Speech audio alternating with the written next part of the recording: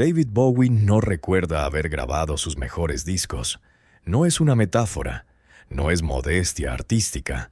Es una declaración literal que hizo en sus propias palabras en múltiples ocasiones a lo largo de décadas. Los 3 años más creativos de su carrera son para él un agujero negro, una zona de silencio total donde la memoria no encuentra nada. Y sin embargo, en esos 3 años que no recuerda, grabó Station to Station, grabó Low, grabó Heroes, 3 álbumes que 50 años después siguen siendo citados como algunos de los discos más influyentes de la historia de la música popular. Pasé 3 meses revisando más de 40 entrevistas, testimonios de quienes estuvieron en esas sesiones y documentos de la época que la narrativa oficial nunca incorporó, para entender cómo es posible que alguien cree sus obras maestras absolutas desde el interior de una psicosis total. Lo que está en juego aquí no es solo la historia de un hombre destruido por la cocaína. Es algo mucho más perturbador. Es la pregunta de ¿a quién pertenece una obra de arte cuando el artista que la creó no estaba realmente ahí? Cuando la persona que entró al estudio era otra. Cuando el genio y la enfermedad eran tan indistinguibles entre sí que ni el propio Bowie supo nunca dónde terminaba uno y empezaba el otro. Todo el mundo sabe que David Bowie era el camaleón del rock, el hombre que se reinventaba constantemente, el artista en control total de su imagen y su sonido. Pero hay una cosa que casi nadie cuenta de esos años. El camaleón no eligió esa transformación. La transformación lo eligió a él. Para entender lo que ocurrió, necesitas saber quién era David Bowie en 1973. Tenía 26 años y había hecho algo que muy pocos artistas logran. Había creado un personaje tan poderoso que el personaje empezaba a devorar a la persona. Ziggy Stardust no era solo un alter ego, era una trampa perfecta. Un alien andrógino del futuro que había conquistado Inglaterra entera y estaba a punto de conquistar el mundo. Pero Bowie vio la trampa antes de que se cerrara del todo. En julio de 1973, en el escenario del Hammersmith Odeon de Londres, ante miles de fans que no tenían ni idea de lo que estaba a punto de ocurrir, anunció que esa era la última actuación de Ziggy Stardust, no de la gira, del personaje. Para siempre. El público pensó que era parte del show, no lo era. Bowie mató a Ziggy porque sabía que si no lo hacía, Ziggy lo mataría a él. Pero lo que vino después no fue libertad. Fue Los Ángeles. En 1974, Bowie se instaló en una mansión en Bel Air. Tenía dinero por primera vez en su vida. Tenía fama mundial. Tenía acceso a todo lo que esa ciudad podía ofrecer a un artista en la cima de su carrera. Y tenía cocaína.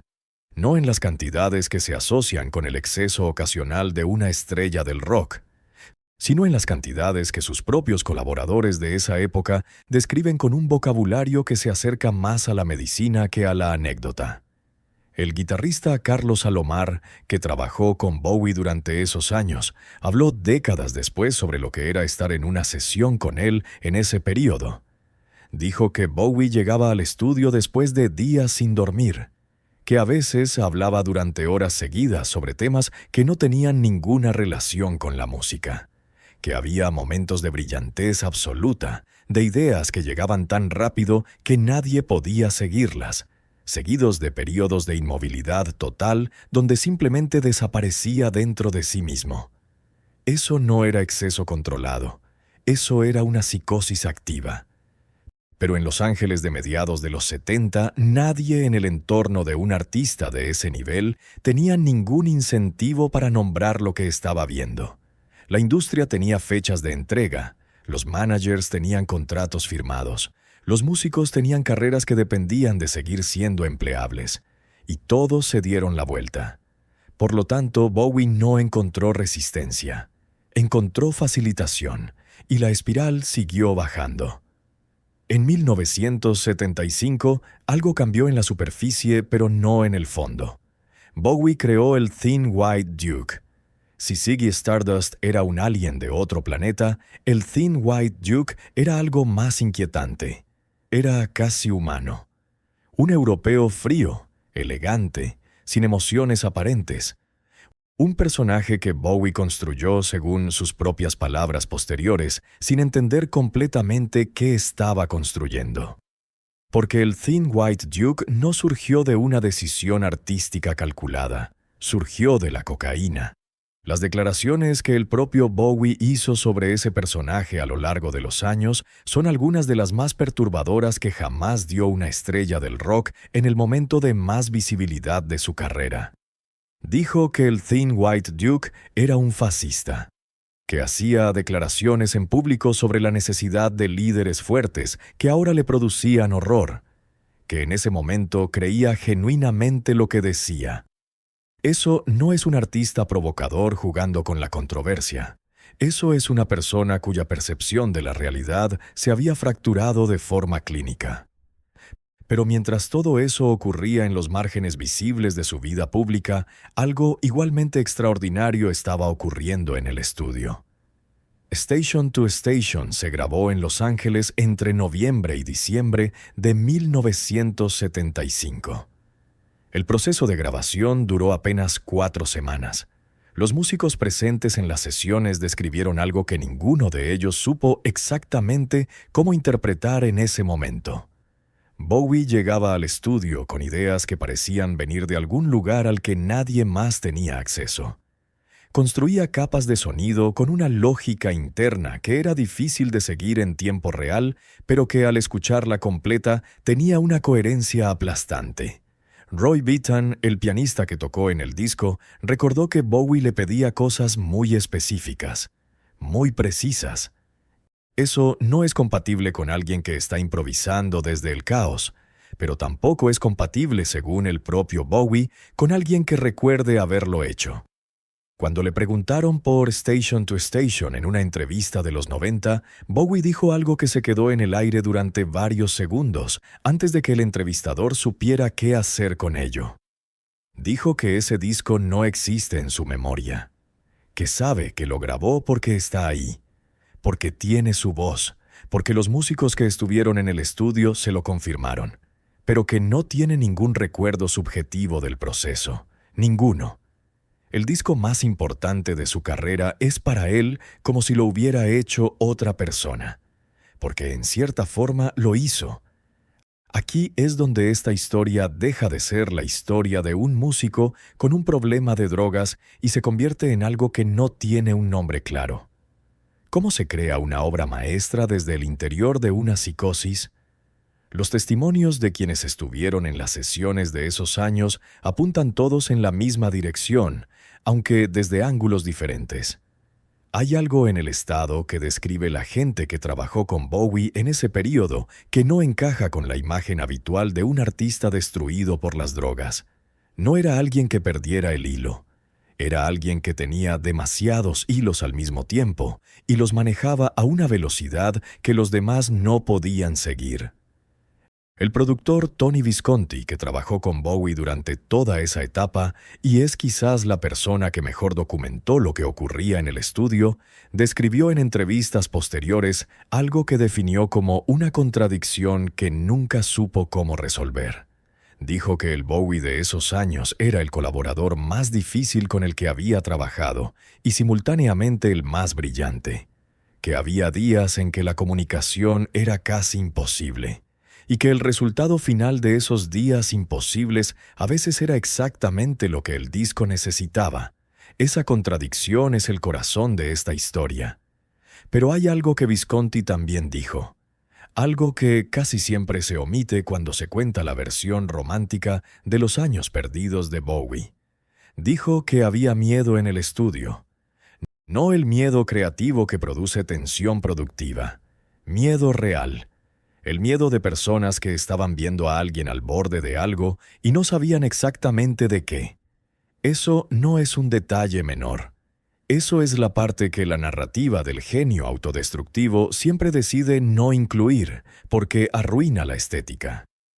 En 1976, algo ocurrió que fue presentado al mundo como una decisión artística. David Bowie se fue a Berlín. La narrativa oficial cuenta que Bowie eligió Berlín como laboratorio creativo, como el lugar donde podía experimentar sin las presiones de la industria norteamericana, como una decisión estética informada por su fascinación por el expresionismo alemán y por la escena musical que estaba surgiendo en esa ciudad. Todo eso es cierto. Pero hay una parte que completa el cuadro de forma diferente. Bowie se fue a Berlín porque tenía que huir de Los Ángeles. No metafóricamente. Literalmente. Su manager, su entorno más cercano, las pocas personas que todavía le decían la verdad, le habían dejado claro que si seguía en esa ciudad, en ese estado, no iba a sobrevivir al año siguiente. En Berlín, Bowie no vivió en una mansión. Vivió en un apartamento en un barrio de clase trabajadora, sin personal de seguridad, sin séquito, sin el aparato que rodea a las estrellas del rock de su nivel. Iba en bicicleta al mercado, compraba en las mismas tiendas que sus vecinos. Era, para la mayoría de la gente con la que se cruzaba en la calle, un hombre joven más en un barrio que tenía cosas más importantes de las que preocuparse que identificar a las estrellas del rock anglosajonas. Esa anonimidad no fue un accidente, fue la terapia. Junto a él estaba Iggy Pop, que atravesaba sus propios abismos y que se convertiría en el compañero de ese período, de una forma que ninguno de los dos habría predicho. Y estaba Tony Visconti, que volvió como productor para lo que resultaría ser la etapa más documentada y simultáneamente más misteriosa de la carrera de Bowie. Porque en Berlín se grabaron Low y Heroes. Low se grabó en 1976, Heroes en 1977, ambos en el Château d'Hérouville en Francia y en los Hansa Studios de Berlín, con Bowie en un estado que todos los presentes describieron como de recuperación activa pero inestable. No estaba bien, estaba mejor, que no es lo mismo. Y sin embargo, lo que salió de esos estudios cambió la música de los siguientes 20 años. El productor Brian Eno, que se unió a Bowie en esa etapa y cuya influencia en los discos de Berlín es inseparable del resultado final, describió las sesiones de Low como algunas de las más extrañas en las que había participado. Dijo que había momentos en que Bowie llegaba al estudio con ideas tan desarrolladas que parecía haber pasado semanas trabajando en ellas, y que luego descubrías que no había dormido en 48 horas. La pregunta que Eno nunca respondió del todo en esas entrevistas es la misma que no tiene respuesta clara 30 años después. ¿De dónde venían esas ideas? Porque hay un detalle sobre los Hansa Studios que es imposible ignorar si conoces la historia de lo que se grabó ahí. Desde las ventanas del estudio se veía el muro de Berlín, los guardias de la Alemania del Este, los reflectores, la tierra de nadie entre los dos mundos. Y Bowie, que seguía sin tener claros los límites entre lo que era real y lo que no, entre lo que recordaba y lo que había vivido, componía canciones en alemán mirando esa frontera. Heroes, la canción, fue escrita observando a dos personas que se besaban junto al muro. Bowie no sabía quiénes eran, no los conocía. Años después descubrió que eran el productor Visconti y la cantante Antonia Maas. Pero en el momento de escribirla eran para él una imagen de algo que no supo nombrar con precisión en ninguna entrevista posterior. Una imagen de resistencia en un lugar donde la resistencia era lo único que quedaba. Hay un elemento de esta historia que nunca forma parte de la narrativa del período de Berlín, lo que le ocurrió a Bowie cuando intentó recordar. A lo largo de las décadas siguientes, en entrevistas concedidas a medios de todo el mundo, Bowie volvió repetidamente sobre los años 70. Lo hacía con la distancia que da el tiempo y con algo más difícil de nombrar. Una mezcla de asombro y de extrañeza que no cuadraba con la forma en que la mayoría de los artistas hablan de su obra pasada. La mayoría de los músicos, cuando se les pregunta por sus discos clásicos, tienen historias, anécdotas, recuerdos del estudio, de las conversaciones con los músicos, de las decisiones que llevaron a determinados sonidos. Bowie tenía otra cosa. Tenía testimonios de segunda mano que había incorporado como si fueran propios. Historias que le habían contado Carlos Alomar, Tony Visconti, Brian Eno, los ingenieros de sonido, los músicos de sesión, y que él había aprendido a narrar como si fueran recuerdos, porque técnicamente no tenía otra opción. En una entrevista de 1997, cuando el periodista le preguntó directamente si había algo de esos años que recordara con claridad, Bowie hizo una pausa larga y dijo que lo que recordaba con más claridad no era el estudio, ni las canciones, ni ningún momento específico de ese período. Lo que recordaba era el miedo, un miedo difuso, sin objeto concreto, que lo acompañó durante todo ese tiempo y que no supo nombrar hasta que estuvo suficientemente lejos de él como para mirarlo desde fuera. El miedo de no saber exactamente quién estaba mirando desde dentro de sus propios ojos. Eso no es lo que dice alguien que estaba en control de su proceso creativo. Eso es lo que dice alguien que sobrevivió algo y todavía no sabe del todo cómo. Pero la pregunta que esa respuesta deja abierta es la que más incomoda a todos los que han estudiado este período de cerca. Si Bowie no estaba presente, ¿quién tomó las decisiones que hicieron que esos discos fueran lo que son? No es una pregunta retórica. Es una pregunta que tiene respuestas parciales, contradictorias, que apuntan en direcciones diferentes según quién las formule. La respuesta más cómoda es que el talento de Bowie operaba de forma autónoma incluso cuando su conciencia estaba ausente. Que hay un nivel de genialidad que no requiere supervisión consciente porque está tan profundamente integrado en la persona que funciona solo.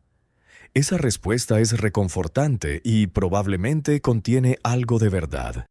Pero hay otra respuesta que los testimonios de quienes estuvieron en esas sesiones sugieren con igual fuerza. Que los discos de Berlín son lo que son en gran medida gracias a Tony Visconti y a Brian Eno. No en lugar de Bowie. No sin Bowie. Bowie era el núcleo, el eje, la presencia sin la cual nada de lo que ocurrió en esos estudios habría tenido sentido. Pero en un estado en que el eje no podía supervisar su propio funcionamiento, fueron Visconti y Eno quienes tomaron decisiones que Bowie no estaba en condiciones de tomar, quienes tradujeron los fragmentos que él traía al estudio en estructuras que pudieran grabarse, quienes, en algunos casos, construyeron la arquitectura de lo que él después habitó con su voz. Eso no resta nada a la grandeza de esos discos, pero sí complica profundamente la historia de su creación. Y hay algo en esa complicación que la industria y la mitología que se construyó alrededor de Bowie en vida y después de su muerte ha preferido sistemáticamente ignorar.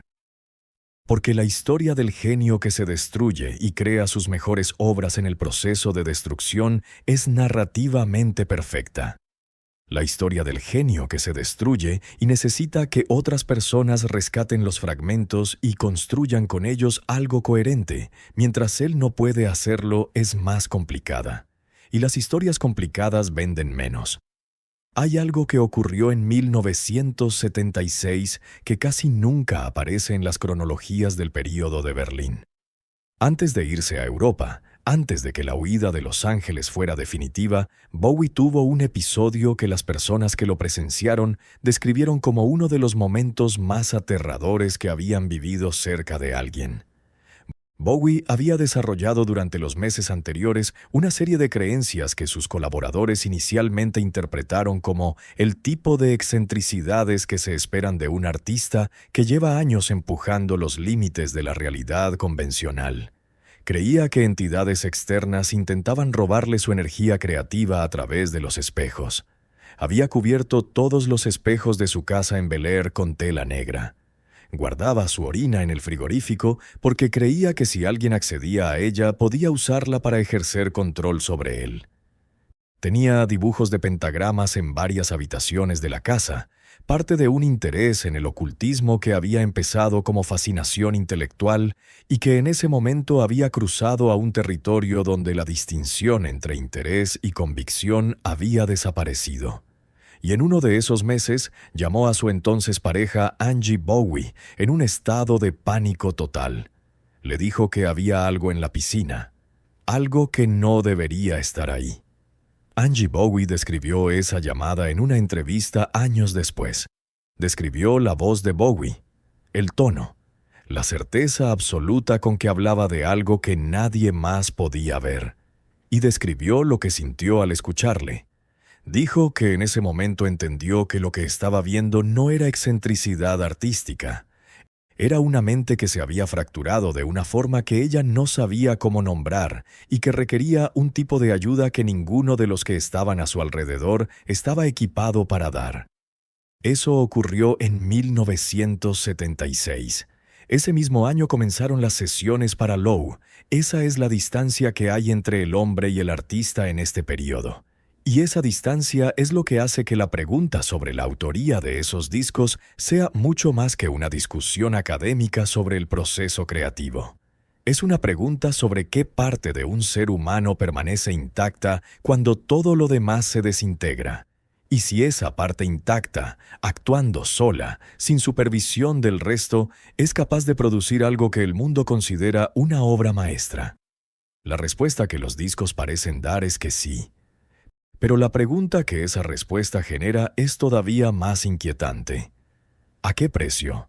Hay una conversación que David Bowie tuvo con el periodista musical Kurt Loder en 1987, una década después de los años que no recuerda, que contiene algo que ninguna de las dos personas presentes pareció notar completamente en el momento en que ocurrió. Loder le preguntó por la trilogía de Berlín, por Low, Heroes y Lodger, por lo que había significado ese período en retrospectiva. Bowie habló durante varios minutos sobre la influencia de Eno, sobre el proceso de trabajo en los Hansa Studios, sobre la atmósfera de Berlín y lo que esa ciudad había significado para él. Y entonces Loder le preguntó cuál era su recuerdo favorito de esas sesiones. Bowie se quedó en silencio varios segundos y dijo que no tenía recuerdos favoritos de esas sesiones, que tenía recuerdos favoritos de lo que vino después, de escuchar los discos terminados, de ver cómo la gente reaccionaba a ellos, de leer las reseñas, pero del proceso en sí, del estudio, de las decisiones que se tomaron día a día. Nada. Loder pasó a la siguiente pregunta. Y esa respuesta, que contenía quizás la declaración más honesta que Bowie había hecho nunca sobre esos años, quedó enterrada en la transcripción de una entrevista de revista de 1987 que casi nadie leyó con suficiente atención. Nada. El hombre que grabó 3 de los discos más influyentes del siglo XX no tiene recuerdos del proceso, no recuerda las conversaciones, no recuerda las decisiones, no recuerda los momentos en que algo que no funcionaba de repente funcionó, que son los momentos que los músicos guardan con más fuerza porque son los momentos en que el trabajo se vuelve real. Lo que tiene son discos, objetos que existen en el mundo y que llevan su nombre, creados por alguien que usaba su cuerpo, su voz, su historia y su talento, pero que en algún nivel fundamental no era él. En 1983, Bowie lanzó Let's Dance, el disco más comercial de su carrera, el que vendió más copias, el que lo convirtió en una figura de estadios en lugar de una figura de culto. La mayoría de los críticos que han seguido su carrera con atención señalan ese disco como el punto de inflexión, el momento en que Bowie dejó de hacer lo que hacía durante la trilogía de Berlín y empezó a hacer algo diferente. Algo más seguro, algo más calculado, algo que el propio Bowie reconoció años después como el inicio de un período en que tomó decisiones desde un lugar de miedo, en lugar de un lugar de riesgo. Y hay algo en esa inversión que resulta casi irónico si conoces la historia completa. Los discos que hizo desde el miedo, desde el control, desde la conciencia plena de cada decisión, son los que la historia ha tratado con menos amabilidad. Los discos que hizo sin estar presente, desde el interior de una psicosis, sin poder recordar nada al día siguiente, son los que 50 años después siguen siendo citados como sus obras maestras. Eso no es una anomalía. Es el misterio central de esta historia. Y no tiene una respuesta que no genere más preguntas, porque si la ausencia de control consciente fue lo que produjo la grandeza, entonces la narrativa que la industria vende sobre el proceso creativo, sobre la disciplina, sobre el artista en control de su obra, es fundamentalmente falsa. Pero si la ausencia de control consciente fue simplemente el contexto en que ocurrió la grandeza, y la grandeza habría ocurrido de todas formas, entonces la destrucción no fue necesaria. Fue solo destrucción, con un buen resultado al lado que no la justifica ni la romantiza. Bowie encontró esa segunda respuesta mucho más tarde en su vida. Y cuando la encontró, habló de ella con una claridad que sus entrevistas anteriores no habían tenido. En conversaciones de los años 2000, ya lejos del período oscuro, con décadas de distancia que le permitían mirarlo sin el riesgo de que mirarlo lo devolviera ahí, Bowie dijo algo que contradice directamente la narrativa romántica del genio autodestructivo. Dijo que lo que ocurrió en esos años no fue necesario, que la grandeza de esos discos no dependía de la destrucción, que eran grandes a pesar de lo que estaba ocurriendo, no gracias a ello, que hay una diferencia fundamental entre crear desde el límite y crear desde el abismo, y que él había estado en el abismo, no en el límite, que si hubiera tenido acceso a alguien que le dijera la verdad en 1974, alguien que no tuviera un interés financiero en que siguiera funcionando, habría producido los mismos discos sin perder 3 años de su vida. O quizás mejores. Nunca sabremos si eso es cierto. Pero es significativo que el hombre que vivió esa historia desde dentro rechace la versión que el mundo construyó de ella desde fuera. La versión del sacrificio necesario, del precio que hay que pagar, de la destrucción como condición para la grandeza. Bowie dijo que esa versión era una mentira cómoda. Cómoda para la industria, que no tuvo que rendir cuentas por lo que facilitó. Cómoda para los biógrafos, que tenían una narrativa perfecta sin necesidad de examinar las responsabilidades. Cómoda para todos, excepto para el hombre que no recuerda 3 años de su propia vida. Hay una última cosa sobre este período que merece ser dicha en voz alta. Los 3 años que Bowie no recuerda contienen algunos de los momentos más documentados de su carrera. Hay fotografías, hay grabaciones de audio y video, hay testimonios de docenas de personas que estuvieron presentes. Hay entrevistas del propio Bowie de esa época, respondiendo preguntas con aparente coherencia, haciendo declaraciones que se han citado 1000 veces en libros y documentales. Toda esa documentación existe. Y sin embargo, para la persona que aparece en esas fotografías, que habla en esas grabaciones, que responde esas preguntas, nada de eso ocurrió. Es la paradoja más extraña que produce esta historia. Un período de la vida de un ser humano que está perfectamente documentado para el mundo y completamente ausente para quien lo vivió. Como si esos 3 años hubieran ocurrido en un espacio donde el tiempo avanzaba para todos excepto para él. Como si David Bowie hubiera estado en algún lugar mientras su cuerpo y su talento seguían funcionando en el mundo sin él. Y cuando volvió, encontró los discos esperándole, sin instrucciones, sin explicación, sin ningún recuerdo de cómo había llegado hasta ahí. Solo los discos, que son, 50 años después, la parte más viva de su legado. David Bowie murió el 10 de enero de 2016, 2 días después de publicar Blackstar, su último álbum, grabado mientras ya sabía que el cáncer que llevaba meses combatiendo iba a ganar. Blackstar es un disco hecho por alguien que sabe que está diciendo adiós y que elige hacerlo con toda la conciencia y la deliberación que los discos de los años 70 no tuvieron. Es, en muchos sentidos, el antídoto que el propio Bowie creó para la narrativa de su período más oscuro. Una demostración de que la grandeza no requería la destrucción, que la misma mente que creó Low y Heroes y Station to Station, cuando estaba presente en lugar de ausente, cuando podía recordar cada decisión en lugar de no recordar ninguna, era capaz de producir algo igualmente extraordinario. Tal vez más, porque Blackstar tiene algo que los discos de Berlín, con toda su grandeza, no pueden tener: la presencia del hombre que los creó. Si crees que hay historias detrás de la música que escuchaste toda tu vida que merecen ser contadas sin la capa de mito que la industria les pone encima, suscríbete. Cada semana una verdad incómoda sobre los artistas que definieron el sonido de tu generación. Una historia que no termina donde la versión oficial dice que termina. Una pregunta que alguien con poder prefirió que nunca hicieras. La historia del rock fue construida para que recordaras las canciones.